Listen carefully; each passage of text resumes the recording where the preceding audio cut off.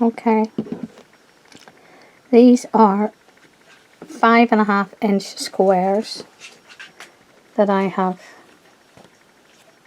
cut out to do another baby quilt. So this is the very... Get out of that, Lily. You're not allowed them. They belong to the cat.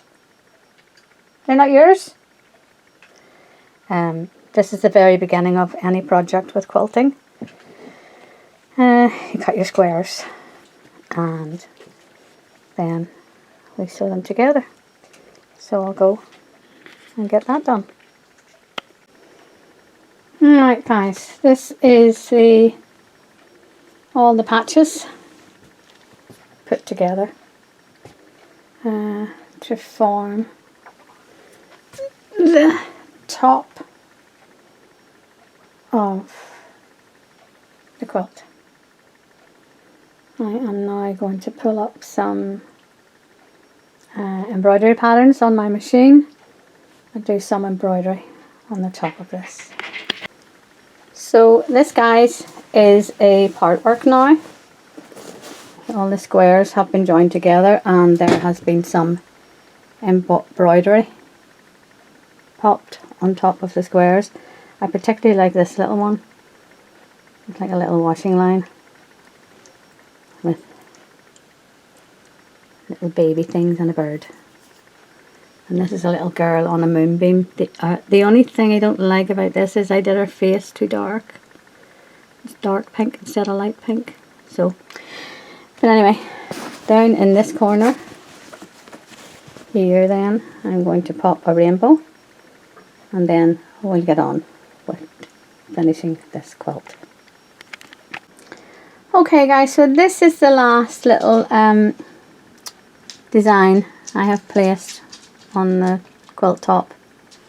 So that's the three, you know, there's one up here, there's one halfway down, sorry, little teddy bear on the line, love it, and then this one at the bottom, which is a rainbow shape. So I am going to press this now and I'm going to make the borders of the quilt top. Okay guys, this is the top of the quilt with the inner border attached. I've got little chickens here. Now the outer border is going to be done in this beautiful shade of green, and I think that's just going to be perfect. A complement and colour for the way I intend this quilt to turn out. So that's just another little part done. And I'll let you know when I have this green border on, I'll let you see it. Okay guys, here we go. I have the bottom and side borders now on to the quilt top, and if I can come out a bit and let you see it in sort of full view and then close up,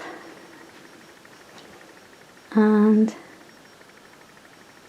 I have to say I am very pleased so far.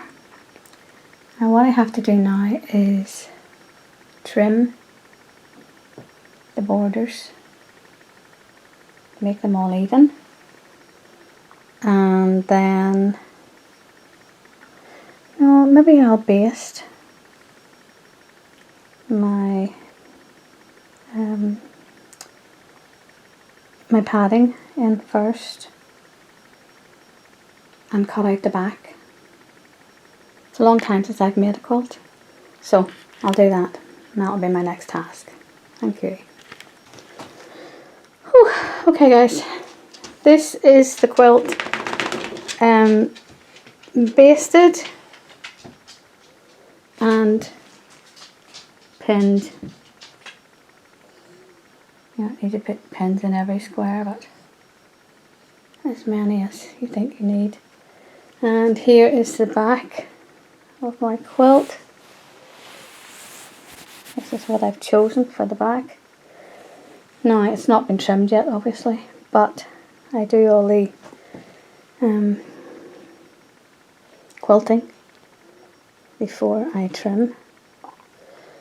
And just in case you're wondering, I use Odif, 505 temporary adhesive for my basting. What I do is I baste the bottom, I baste the top of the padding, which is sheep's wool, felted sheep's wool, and then I place the layers. So we're good to go, we're good to quilt now. Okay guys, little quilt finished, and I'm not exactly pleased with it. There are not very many, but there's quite a few mistakes in it. But at the end of the day, it's the first quilt. I'm not going to show you them corners up too close. It's the first quilt I've done in over a year. And even then I wasn't very skilled at it. But I got by. So, I mean, she'll pass for a baby quilt.